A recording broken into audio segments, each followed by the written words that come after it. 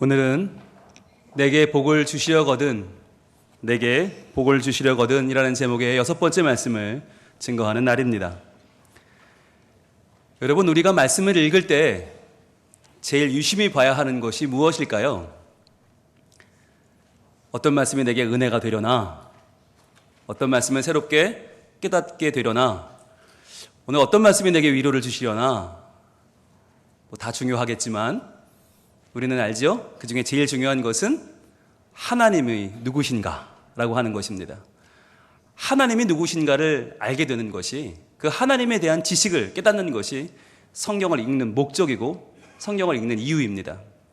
그래서 우리는 말씀이 선포될 때에도 나의 귀를 즐겁게 하는 말씀이나 내가 마음이 콩당콩당하는 말씀보다 더 중요한 것은 하나님이 누구신가 하는 말씀이에요. 그 말씀에 밑줄을 칠 수 있는 사람이 진정 하나님의 말씀을 받을 줄 아는 사람입니다. 그래서 저희는 훈련을 합니다. 새벽마다 하루 한 장 시간에 노란색 형광펜을 준비해서 하나님이 또는 예수님이 또는 성령님이 라고 하는 하나님 주어가 나오면 무조건 노란색을 쳐요. 그리고 그분이 무엇을 하시나 그분이 하시는 사역과 그분의 성품을 무조건 우린 표시하면서 이것이 중요하다 훈련을 하거든요. 말씀을 들을 때도 여러분 마찬가지입니다. 하나님이 어떤 분이신가, 이게 참 중요합니다. 왜냐하면 하나님이 어떤 분이신지를 알게 되면요, 뭐가 보이냐면 세상이 보여요. 그전에는 세상이 막막하고 세상이 참 원망스럽고 내가 왜 이런 세상 가운데 살고 있나 답답하거든요.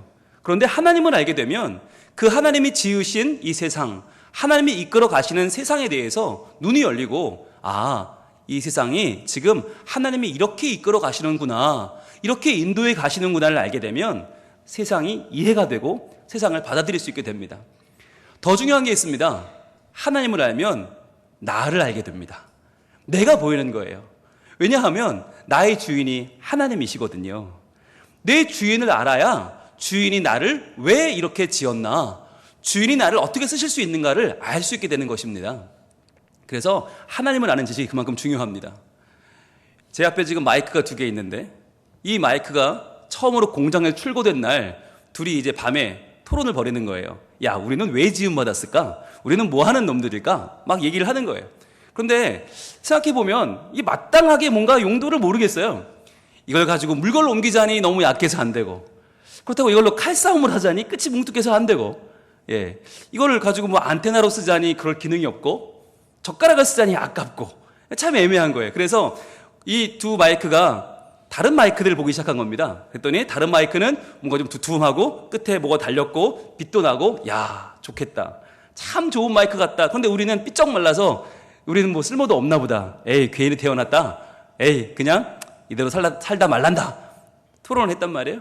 그런데 그 다음날 아침에 주일날 날이 밝고 예배가 시작된 겁니다. 그래서 우리 인도하는 목사님께서 가운을 입고 이 자리에 서서 왕이신 나의 하나님 내가 주를 높이고 찬양을 시작하는데 이 마이크를 통해 나가는 소리가 웅장하게 이 자리를 충분히 채우면서 하나님을 높이는 그 순간 이 마이크는 깨닫게 되는 거죠.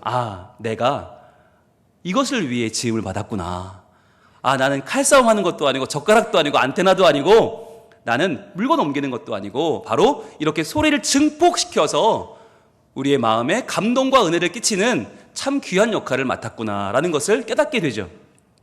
주인을 잘 만난 것입니다. 주인을 만나야만 용도를 알 수 있는 거죠. 우리도 마찬가지입니다. 우리를 바라보면요, 도무지 안 보여요. 남들이 더 공부 잘하고 남들이 더 돈 많이 벌고 남들이 더 성공한 것 같고 남들은 외모도 훌륭한 것 같고 나는 왜 이 모양인가, 왜 이 지경인가, 내가 나를 보면 답이 없는데 나의 주인 되시는 하나님을 만나면 그 가운데서 우리가 태어난 목적과 이유와 내 삶의 존재 가치를 깨달을 수 있다는 것입니다. 여러분, 우리의 주인이 누구라고요? 하나님이십니다. 그런데 그분은 누구십니까? 우리에게 복 주기를 원하시는 분이십니다. 그래서 우리가 지난 6주 동안 이 복 주기 원하시는 하나님에 대해서 배우고 있습니다. 이것은 매우 중요한 것입니다. 세상을 바라볼 때 하나님이 복 주기 원하시는 나의 주인이라는 것을 알고 바라보면 세상이 달라 보입니다. 나를 봐도 달라 보입니다. 아, 내가 하나님께 받은 것이 복이었구나. 내가 잘 몰라 그렇지 하나하나가 하나님의 손길이었고 하나님의 세심한 복이었다는 것을 알게 되지요. 옆에 있는 분 바라봅시다. 인사합시다. 하나님이 주인이십니다. 이렇게 인사하겠습니다. 하나님이 주인이십니다. 예, 여러분 주인은 여러분이 아닙니다. 내가 내 주인이 아닙니다. 내가 좋아 오늘 이 자리에 나온 게 아닙니다. 하나님이 주인이십니다. 자, 한 번 더 이렇게 고백합니다. 옆에 사람 보고 하나님이 복 주십니다. 하나님이 복을 주십니다. 그렇습니다. 여러분, 복은요 어쩌다 찾아오는 게 아니고요, 내가 열심히 한다고 되는 것 아니고요, 나의 주인이신 하나님이 복을 주시는 줄로 믿습니다. 그런데 분명히 복을 주신다는데 내가 안 느껴지는 게 문제 아닙니까? 내가 그 복이 안 느껴져요. 실감이 안 돼요. 도무지 나의 삶은 그 복을 대체 어디서 어떻게 받은 건지 모르겠단 말이죠. 그래서 지난 석주에 걸쳐서 우리가 그 이유를 한번 살펴봤습니다. 한번 띄워주시죠. 같이 한번 읽어볼까요? 시작. 복은 때론 화처럼 짐처럼 다가온다. 복은 때론 놀라움으로 다가온다. 세 가지 이유 때문에 우리가 복을 실감하지 못한다고 했어요. 복이 때로는 화처럼 다가와서 우리가 움찔 놀라면서 외면해버리기도 하고 그 복을 발로 차기도 합니다. 때로는 짐처럼 다가와서 분명히 이건 복인데 너무 힘들고 괴로워서 내가 감당이 안 돼서 누리지 못하고 그 복을 힘겨워하다가 마무리하는 경우도 있다. 게다가 지난주에는 정반대가 있다고 그랬죠. 도리어 놀라운 일, 참 놀랍고 귀한 일로 다가오기 때문에 거기에 정신이 팔려서 진짜 복의 주인이신 복 중에 복이신 예수님을 놓치는 경우도 있다는 말씀을 나눴어요. 그래서 참 돈을 번다든지 성공을 한다든지 병을 회복한다든지 그 좋은 일, 그런데 그 좋은 일에 정말 주인은 예수님이신데 우리는 예수님은 놓치고 그 일만 바라보고 그것만 좋아하며 거기서 우리는 다 복을 누렸다고 생각하는 경우가 있다고 했죠.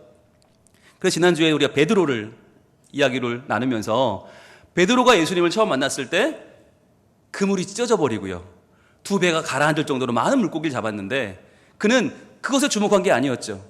도리어 그것이 이루어진 것이 바로 예수님의 말씀, 예수님 말씀에 순종했을 때 그 일이 벌어진 것을 그는 보고 말씀의 주인이신 예수 그리스도, 복 중에 복이신 예수님께 주목했습니다. 그래서 그는 물고기의 정신을 팔리지 않고 예수님께 자기의 못난 모습을 고백하며 나아갔기 때문에 그는 궁극적인 가장 큰 복을 받았죠. 바로 말씀을 전하는, 사람을 살리는, 사람을 취하는, 이제 사람 낚는 어부가 되는 놀라운 사명을 얻게 되었다라고 했습니다. 이처럼 우리는 참 많은 복을 만나고 그 복을 누리며 사는데 복인지를 몰라서, 복인지를 깨닫지 못해서 수많은 눈물과 아픔 속에 지내고 있지는 않은가 하는 말씀을 나누고 있습니다. 오늘은 그 네 번째 이유입니다. 분명히 복인데 우리가 복인 줄 모르고 답답하고 눈물나게 사는 이유가 무엇인가? 네 번째는 이렇게 정리할 수 있습니다. 보여주세요. 같이 읽어봅니다. 시작. 복은 때론 고난처럼 다가온다. 복은 때론 고난 속에서 다가온다는 거예요. 고난 속에서, 이건 분명히 고난이야, 이건 분명히 아픔이야, 이건 분명히 잘못됐어 라고 하는 상황 속에서 실제로는 복이 찾아오는 경우가 많다라고 하는 것이에요. 여러분, 우리 고백처럼 복 중에 복은 예수 그리스도신데 신약 성경을 보면 예수님을 만난 사람들은 대부분 어떤 사람들이죠? 평안한 사람은 아무도 없어요. 평안하고 좋고 뭔가 행복한 과정에서 만난 사람은 거의 없고 대부분 누구냐? 아프던지 죽을 지경이던지 죽었던지, 사람들에게 나서지 못할 만큼 부끄러운 상황이던지 아니면 정말 세리요, 창기요, 손가락질을 받는 사람이던지 너무너무 그 마음이 위축되고 그 마음이 부끄러워서 살아갈 수 없는 지경에 놓인 고난 속에서 그들은 예수님을 만났습니다. 그래서 복이신 주님을 그 마음 가운데 받아들인 거예요. 생각해 보세요. 가늠하다 잡힌 여인, 그 인생 중에 최고의 위기 아닙니까? 최고의 고난 아닙니까? 그런데 그 잡혀온 현장에서 누굴 만나요? 예수님을 만나요. 그래서 예수님께 용서함 받고 새로운 인생을 살아가게 되죠. 그런가 하면 마리아는 예수님이 너무 사랑스러운데 만날 길이 없으니까 자기 향유 옥합을 가져와서 그분은 발 아래 깨버립니다. 그리고는 그 상황 속에서 예수님을 만나죠. 그런가 하면 우리 알고 있잖아요. 십자가에 달린 그 죄수 말이에요. 인생의 막바지, 고난 중에 고난, 죽음을 앞두고 그는 십자가에 달린 예수님을 만나게 되죠. 그리고 네가 나와 함께 낙원에 있으리라 라고 하는 음성을 듣습니다. 즉 성경을 보면 모든 사람들이 다 위기 가운데 고난 가운데 복 중에 복이신 예수님을 만나요. 그리고 보면 우리들도 마찬가지인 것 같습니다. 우리도 평안할 때 예수의 은혜를 잘 몰라요. 잘 나갈 때, 잘 될 때, 뭔가 분주하게 살아갈 때 잘 하나님의 은혜를 깨닫지 못하는 경우가 많이 있습니다. 왜냐하면 왜 이렇게 되었나 생각하지 않거든요. 내가 잘나서, 내가 잘해서, 내가 훌륭하니까라고 생각하기 쉬워요. 그런데 일이 딱 벽에 부딪히면 길이 끝나는 그곳에도 우리는 생각하게 되죠. 왜 이렇게 됐지? 뭐가 문제지? 내가 뭘 잘못했나?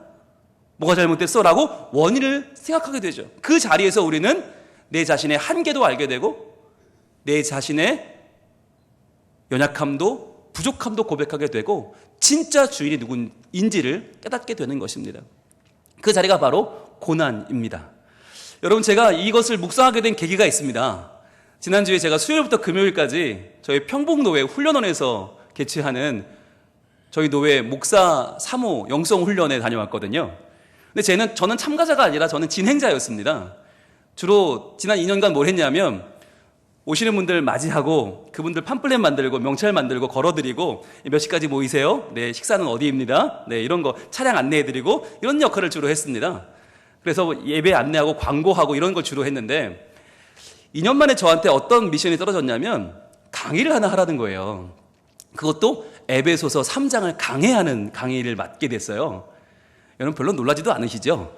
예. 왜냐하면 여러분 보세요. 이번에 오신 분 중에 목사님 중에서 올해 은퇴하시는 목사님이 2분이나 계셨고 대부분 저보다는 10년, 20년 연배가 위입니다.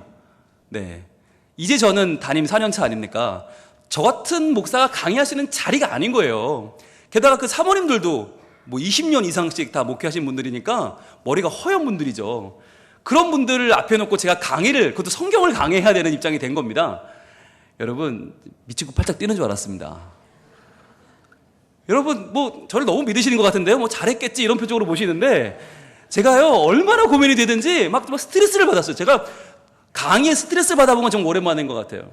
얼마나 머리가 아프든지. 이분들 생각해 보세요. 평생을 설교하신 분들인데 게다가 저희 노회 쟁쟁한 목사님들이신데 에베소서를 얼마나 많이 강의했겠어요 그동안. 그분들 앞에서 제가 칼빈이 어떻고 루터가 어떻고 해봐야 이거 하루 강아지죠. 아무리 고민을 해도 답이 안 나오는 거예요.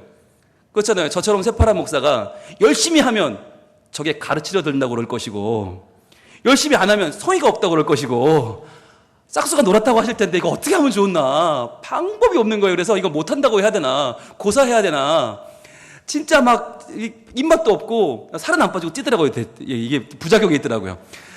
막 너무 힘들어서 고민을 하다가 그래 읽거나 보자. 지금까지 선입견을 다 지우고 모든 이론을 다 배제하고 읽어나 보자. 그리고 에베소서를 읽기 시작했어요.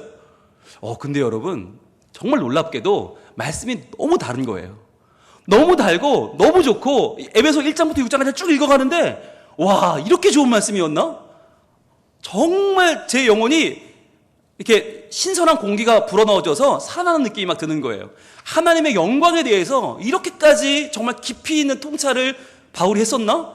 너무 놀랍고 그 하나님의 그 영광이 이 땅에 있는 교회 가운데로 하나하나 수놓아지는 모습이 진짜 너무 직조된 너무너무 명징한 그 글들이 너무 좋아서 읽다가 제가 무릎을 쳤습니다. 너무 좋다. 너무 좋다. 그런데 여러분 왜 좋았을까요? 왜 이 에베소서 말씀이 그렇게 평소와 다르게 저에게 좋게 다가왔을까요?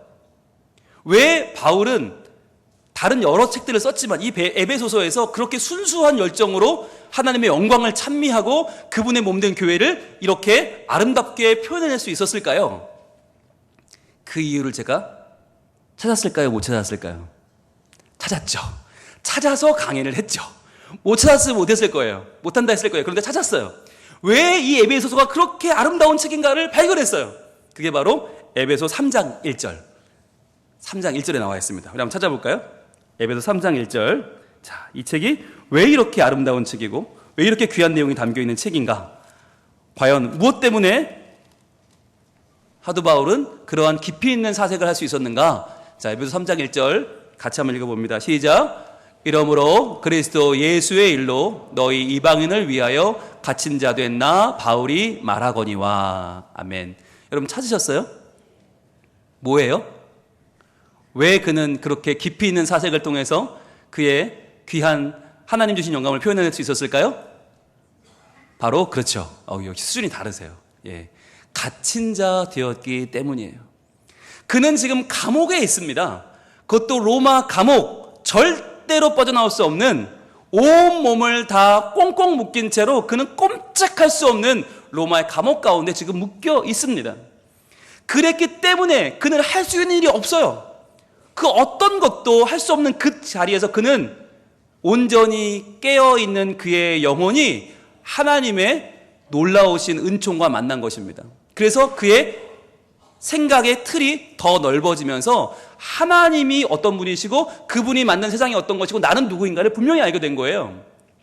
여러분, 사실 사도 바울은요 너무너무 바쁘게 살았습니다. 너무 바빴어요. 1차, 2차, 3차 선교 여행에 마지막 로마로 끌려가는 그 일정까지 너무 괴롭고 너무 많아서 그는 이 생각할 여유가 전혀 없었습니다. 여러분, 사도 바울이 세 가지의 역할이 있었거든요. 설교자였고요, 또 목회자였고요, 신학자였습니다. 그런데 여러분, 사도 바울은 설교자로서는 별로 재미를 보지 못했어요. 사도 바울이 설교하면요 사람들이 졸았어요. 오죽하면 유두고라고 하는 청년은 졸다가 떨어져 죽었어요. 그래서 사도 바울이 막 가서 살렸어요. 예, 심폐소생술을 했는지 기도해서 살렸는지 모르겠지만 아무튼 살아났어요. 여러분, 설교를 듣다가 졸지 마시기 바랍니다. 특별히 2층에 계신 분들 위험합니다. 예, 그럼 제가 또 여러분 살려야 됩니다. 여러분, 실제로 일어난 사건이에요. 사도 바울이 설교하면 다 졸았다니까요. 예, 평안 가운데 졸았습니다. 그런가 하면 그가 설교하면 사람들이 싸우자고 덤볐어요. 네가 무슨 사도냐 그러면서 사도성을 막 의심하고 예수님 만난 적은 있냐 그러면서 막 싸우자고 들고, 유대인들은 그를 대놓고 공격하고 설교하다가 돌에 맞고 막 도망다니고 죽을 뻔했다니까요. 그러니까 설교자로서는 별로 재미를 못 봤어요. 오죽하면 저 사람은 글은 좋은데 말은 별로야 이런 소리를 들었다니까요. 요즘으로 말하면 실물이 별로시네요 이 얘기를 들은 거예요. 네, 얼마나 자존심 상했겠어요. 그런데 그런 와중에 그러면 목회자로서는 성공했냐? 그것도 아니에요. 교회를 가는 곳마다 많이 개척했잖아요. 그런데 교회를 개척하고 거기서 목회를 한 게 아니라 또 이동을 했거든요. 다음 지역으로 가서 또 교회를 세우고 또 교회를 세웠기 때문에 교회를 누가 목회했나? 후임자들이 했어요. 그런데 후임자들이 사도 바울만 못한 거예요. 그러니까 계속해서 교회마다 분쟁이 일어나는데 사도 바울이 뭐 했나? 평생 그거 AS 했어요. 고린도 교회야, 너네 교회에 있는 그 계파에 관한 싸움을 제발 좀 그만해라. 계파파는 무엇이며 아볼로는 무엇이냐? 계속 그러면서 그 계파 싸움 서로 화해하느라 인생 다 보냈고요. 교회 안에 있는 음란의 문제, 우상 숭배의 문제, 하다못해 먹는 문제까지 하나하나 다 AS를 해줘야 됐어요. 그러니까 얼마나 힘들었겠어요. 오죽하면 그 뒤에 맡겨놓은 디모데나 디도는 어리다고 남들이 무시해서 내 연약함을, 연소함을 업신여기지 못하게 하라, 뭐 이런 글도 막 쓸 정도로 그렇게 평생을 자기 사도성을 변호하고 교회 문제 해결하느라 그렇게 다 보냈거든요. 그런데 그랬던 바울이, 설교자로서도 목회자로서도 별로 빛을 보지 못한 바울이 오늘날 기독교의 근간을 이룰 수 있었던 이유, 그가 오늘날 우리 교회에, 세계 교회에 가장 큰 영향력을 미칠 수 있는 이유가 뭐였냐? 바로 그가 신학자였기 때문이에요. 그의 신학 속에 하나님 신학, 예수 그리스도 중심의 신학, 교회 중심의 신학, 인간의 죄와 인간의 모든 삶의 구원을 주시는 하나님에 대한 신학이 잘 정리되어 있습니다. 그러면 그 신학을 어디서 정립했는가 하는 거예요. 그 신학이 어디서 정립됐을까요? 바로 감옥에서입니다. 열심히 뛰어다닐 때 그는 세상의 문제, 교회의 문제에 집착하느라 하나님이 누구신지 잘 깨닫지 못했습니다. 그런데 그가 고난 가운데, 지금 갇혀있는 가운데 꼼짝할 수 없는 그 감옥에 있어서 그는 설교할 사람도 없죠, 싸울 사람도 없어요, 논쟁할 사람도 없어요. 그 감옥에서 온전히 써낸 그의 옥중서신, 이 에베소서에서 그는 하나님을 깊이 묵상하면서 하나님에 대한 온전한 통찰을 가질 수 있었고, 그분이 사랑하신 교회에 대한 온전한 교회론을 펼쳤고, 내 자신에 대한 것도 바라볼 수 있었던 것입니다. 자, 그러면 그가 깨달은 것, 감옥에서 깨달은 것이 무엇인가? 에베소 3장 8절 말씀 보겠습니다. 에베소 3장 8절 같이 읽겠습니다. 시작.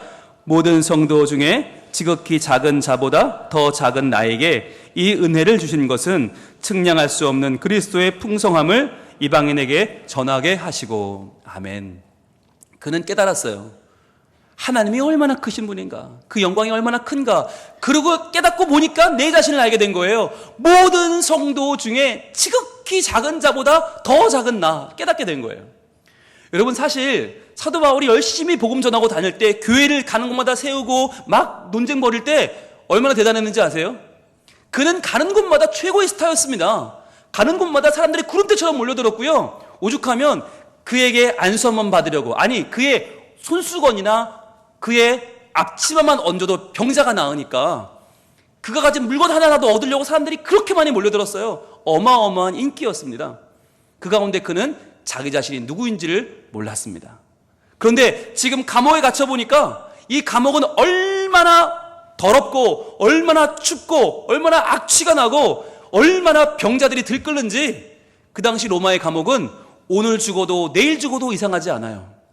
이 감옥을 나가는 것은 꿈도 꾸지 못하고 여기서 언제 죽을지 모르는 그런 최악의 상황 속에 살아가면서 바울은 낮아지고 낮아져서 비로소 깨달았던 것입니다. 아, 내가 그렇게 높임받을 사람이 아니었지. 그래, 내가 사람들이 그렇게 나를 추앙해 줄 만한 사람이 아니었지. 내가 누구였어요? 예수 그리스도를 박해한 사람 아닙니까? 예수 믿는다고 잡아다 끌어다가 가두고 그 사람들을 죽이는 데 앞장섰던 앞잡이 사울이지 않았습니까? 그는 감옥에서 느꼈을 것입니다. 아, 내가 잡아다가 예수 믿는다고 끌어다가 감옥에 쳐넣었던 그 성도들이 얼마나 괴로웠을까? 그들이 이 감옥에서 얼마나 나를 원망했을까? 내가 얼마나 그 나쁜 일을, 얼마나 그 못된 짓을 했을까? 그는 아마 할 수 있었으면 예수님도 잡아다가 감옥에 쳐넣을 수 있는 그런 사람이었어요.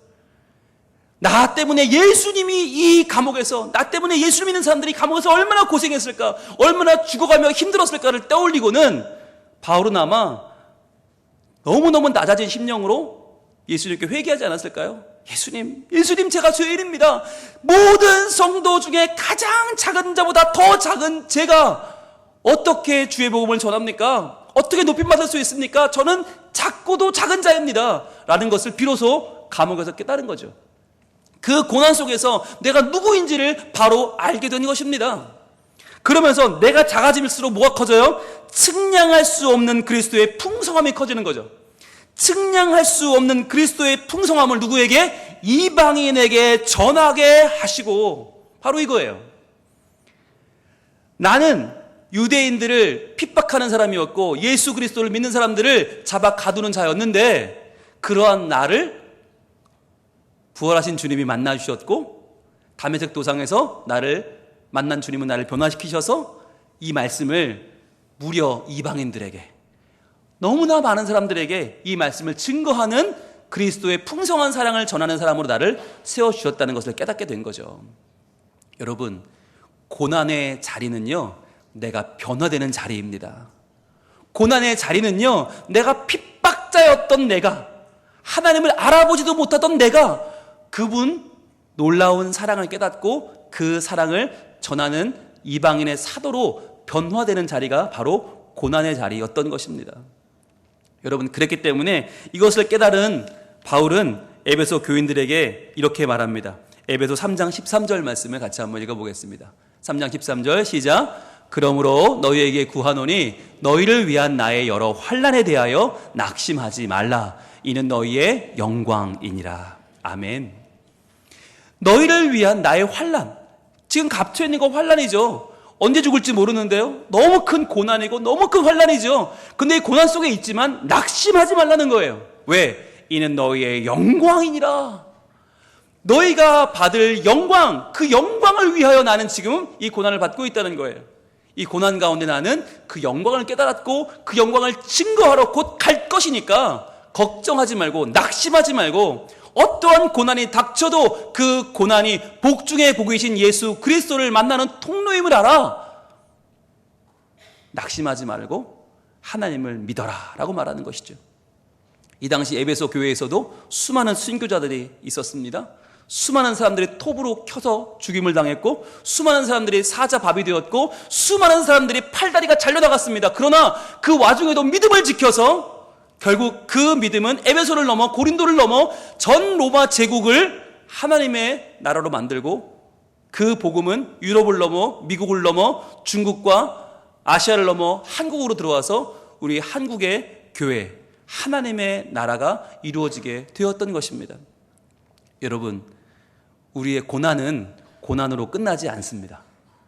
우리의 고난은 분명 하나님을 알게 되는, 하나님을 아는 지식이 깊어지는 자리가 될 것입니다. 우리가 그 고난에 낙심하지 않고 이 고난 때문에 내 마음을 닫아버리지 않고 하나님을 향하여 눈을 든다면 우리는 분명히 하나님의 은총을 경험하게 될 줄로 믿습니다.